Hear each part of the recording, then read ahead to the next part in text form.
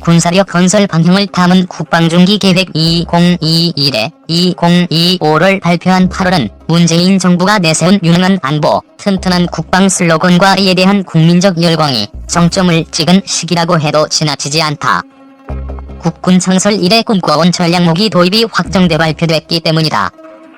문정부 유능한 안보의 상징, 한국형 핵잠수함.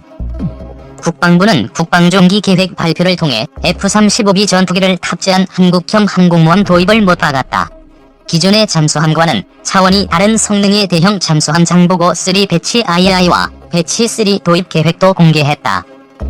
국방부의 이러한 발표에 청와대 국가안보실의 실세로 불리는 김현종 2차장도 언론을 통해 지원 사격에 나섰다.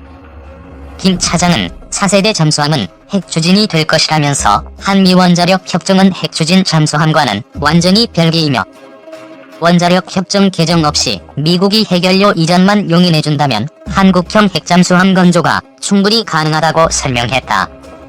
항공모함과 원자력 추진 잠수함은 모든 나라 해군이 갖기를 바라는 궁극의 무기다. 일반 전투함이나 재래식 잠수함과는 차원이 다른 작전 능력을 갖고 있다. 이들 무기 체계만으로 전쟁의 한도를 바꿀 수도 있는 가공할 능력을 발휘한다. 항공모함과 원자력 추진 잠수함이 엄청난 전략적 이점을 가졌는데도 이들 무기 체계를 보유한 나라는 손가락에 꼽을 정도다. 헬기가 아닌 고정익 전투기를 싣고 해상 작전이 가능한 항공모함을 보유한 나라는 미국, 러시아, 중국, 영국, 프랑스, 이탈리아, 스페인, 인도 정도이고 원자력 추진 잠수함을 가진 나라는 UN 안전보장이사회 상임이사국 5개국과 인도뿐이다. 항모와 원자력 추진 잠수함이 갖는 엄청난 전략적 이점에도 불구하고 이들 무기체계를 보유한 나라가 적은 이유는 간단하다. 획득과 유지에 막대한 예산이 소요되고 그 무게를 확보하는 과정에서 엄청난 정치, 외교적 압력이 들어오기 때문이다.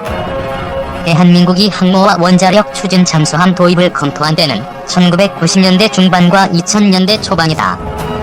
독도 문제로 대일 관계가 격화되자 김영삼 당시 대통령은 일본에 거래정머리를 고쳐놓겠다며 해군의 경항공모함 도입 검토를 지시했다. 노무현 정부 역시 일본과 독도를 둘러싼 갈등이 심화하고 일본에서 핵무장 이야기가 나오자 해군의 원자력 추진 잠수함 도입 추진을 지시했다.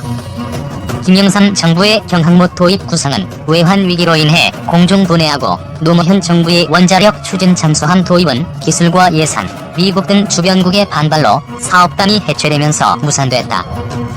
경제적 이유로 취소된 경항모 도입 구상은 국민의 별다른 관심을 받지 못했지만 원자력 추진 잠수함 도입 무산은 비슷한 시기 개봉된 최민수, 정우성 주연의 영화 유령의 영향 때문에 내국로 기자가 비밀 사업을 폭로해 사업이 취소됐다는 식의 소문이 나돌면서 단일 반미 정서에 기름을 끼얹는 소재로 악용되기도 했다.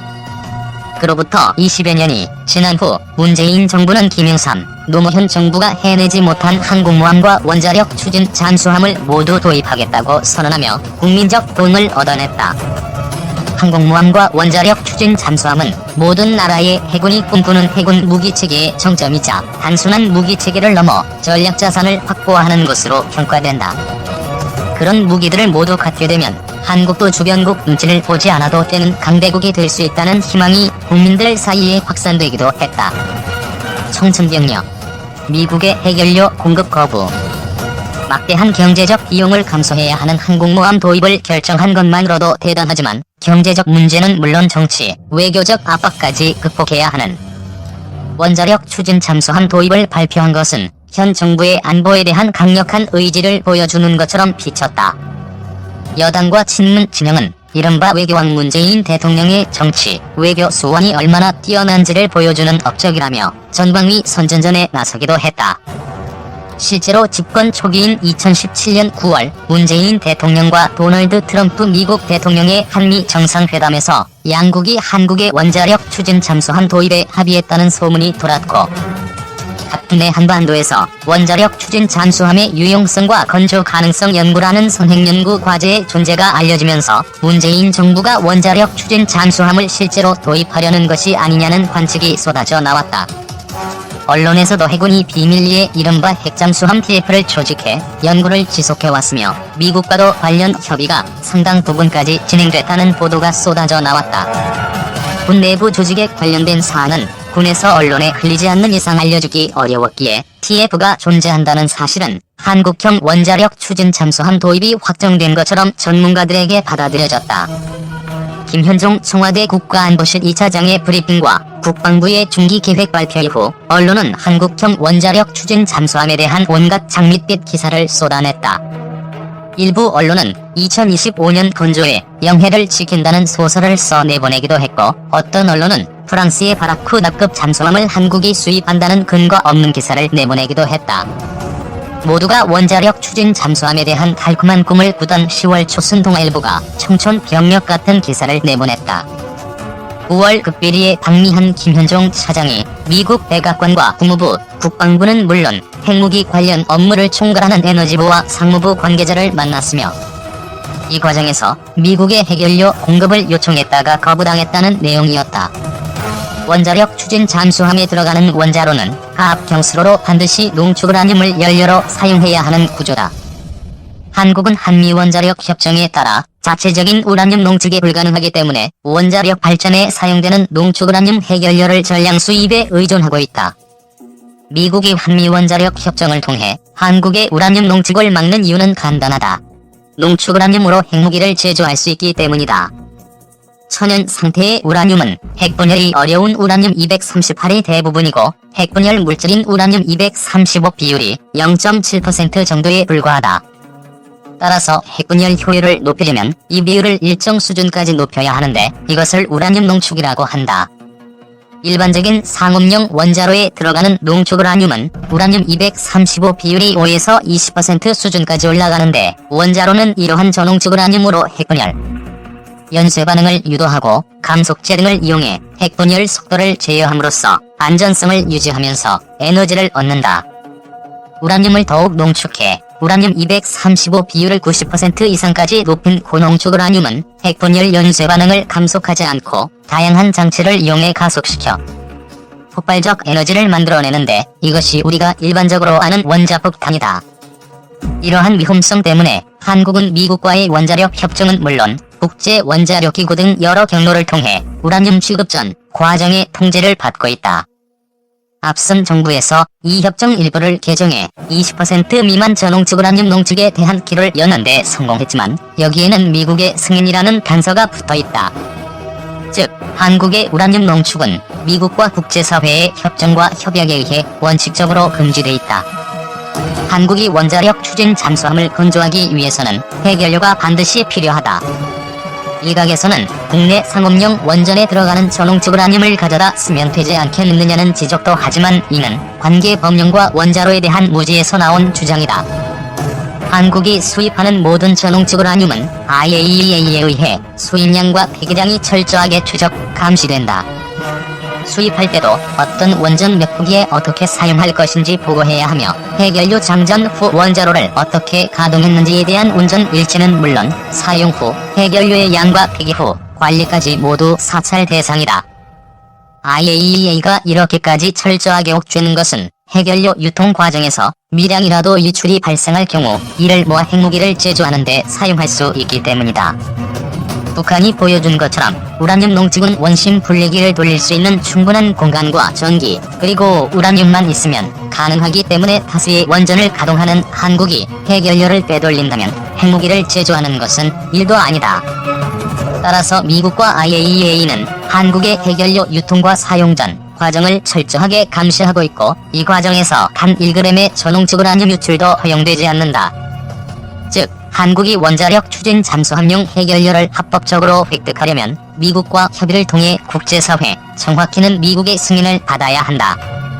모든 핵연료는 미국이 주도하는 핵공급국 그룹에 의해 통제되므로, 잠수함용 핵연료를 미국에서 수입하든 제3국에서 수입하든 미국의 승인 없이 합법적으로 핵연료를 확보하는 것은 현실적으로 불가능하다. 이 때문에 김현종 차장은 미국에 잠수함용 핵연료를 공급해달라고 요청했고, 미국은 이를 단칼에 거부했다. 핵비확산 원칙에 따라 군사적 목적으로 사용되는 잠수함용 핵연료를 지금까지 그 어느 나라에도 판매 또는 제공한 전례가 없다는 이유에서였다. 미국의 이 같은 입장은 2017년 이후 연이어 제기된 한국형 원자력 잠수함 도입 한미 정상합의설의 정면으로 배치되는 것이다. 이는 지난 3년 동안 트럼프 행정부의 입장이 바뀌었거나 애초에 이 합의설 자체가 거짓이었다는 뜻이다. 청와대 고위 관계자 가운데 처음으로 원자력 추진 잠수함 이야기를 꺼낸 김현종 국가안보실 2차장은 7월 28일 기자들과 만나 이상한 이야기를 하나 꺼냈다. 차세대 잠수함은 핵추진 방식이 될 것이며 핵추진 잠수함과 원자력 협정은 완전히 별개이기 때문에 협정을 개정할 필요는 없다는 것이었다. 김 차장의 이러한 발언 후 2달이 지나 미국이 한국에 핵연료 공급 요청을 거부했다는 보도가 나왔다. 그러자 언론에서는 정부 관계자의 말을 인용해 핵연료 수입은 한미 원자력 협정 개정 없이도 가능하다는 주장이 튀어나오기 시작했다. 미국이 팔지 않으면 프랑스나 러시아, 심지어 중국에서도 전홍지구란용 핵연료를 구입할 수 있다는 주장도 나왔다. 한국형 원자력 추진 잠수함 사업의 선행 연구를 맡아 관계 법령을 검토하고 보고서를 작성해 국방부에 제출한 연구원인 필자 입장에서 이러한 주장은 황당 그 자체일 수밖에 없다. 필자는 한반도에서 원자력 추진 잠수함의 유용성과 건조 가능성 연구 과제를 맡아 연구 보고서를 작성한 연구원이다. 이 보고서는 위협 분석과 현행 전력 평가, 원자력 추진 잠수함의 작전적 효용성은 물론 잠수함 획득을 위한 정치, 외교, 법률, 경제, 기술, 환경, 예산 등 대반 고려 요소를 다루고 있다. 연료 획득과 운용 문제는 국내 최고의 원자력 전문가로 평가되는 서울대 원자핵공학과 서균열 교수가 맡았다. 필자가 해군과 함께 관계 법령을 검토한 결과에 따르면 김 차장과 정부 관계자의 현재 주장과 달리 한미 원자력 협정 개정 없이 한국은 핵연료 입수는 물론 원자력 추진 잠수함 건조 자체가 불가능한 것으로 결론이 났다. 이 같은 내용은 선행연구 보고서에 명시돼 있고 관련 내용은 당시 국방부 장관에게도 보고가 올라갔기에 정부가 이를 모를 리 없다. 한미 원자력 협정 전문에는 한국의 원자력 이용에 대해 평화적 목적을 위해 핵비확산 및 국제적인 안전조치를 지지하는 방식으로라는 문구가 명시돼 있다. 원자력 추진 잠수함은 군에서 운용하는 군사용 선박이기 때문에 이 전문을 개정하지 않고는 한국은 그것이 미국에서 수입한 것이든 제3국에서 구입한 것이든 핵물질을 군함의 동력원으로 사용할 수 없다. 문정부 당국자들의 위험한 거짓말. 결정적인 것은 제13조 폭발 또는 군사적 적용 금지 조항이다. 이 조항은 핵물질, 감속제 물질, 장비 및 구성품 일체를 핵폭발 장치의 제작은 물론 연구 개발 또는 어떠한 군사 목적에도 사용을 금지하고 있다. 이 조항을 개정하지 않고 핵물질을 군사 목적으로 이용하는 것은 한미 원자력 협정 위반으로 미국의 세계 전략 기본 원칙인 비확산 정책에